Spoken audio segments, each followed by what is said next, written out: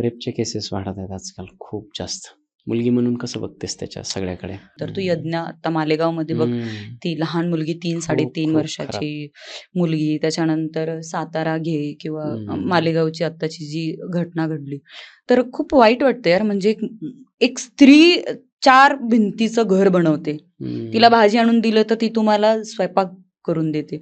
म्हणजे ती किती काय, म्हणजे स्त्रीला समाजाने किती केलं तरी कमीच आहे तिच्यासाठी. आज तिचा तो दर्जा आहे.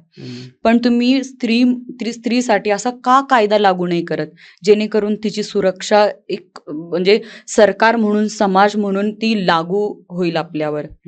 का अशा वारंवार घटना होतात? 1 महिन्यात रेपचे किती केसेस झाले तू स्वतः बघ. आणि एक मुलगी म्हणून मला खूप इन्सिक्युरिटी वाटते, की अरे खूप वाईट चाललंय. म्हणजे आपण मुलीला जन्म घालायचं का नाही? एक मुलगी म्हणून हा प्रश्न मुलींना पडायला लागलाय. म्हणजे किती वाईट गोष्ट आहे. जी मुलगी आज तुमचा समाज वाढवते, ज्या मुली तुमचं वंश वाढवत आहेत, त्या मुलीच खतरे में. आज तुम्ही त्यांना का सुरक्षा देत नाहीये? तुम्ही अशा लोकांना सुरक्षा देतायत जे गुन्हे करतायत.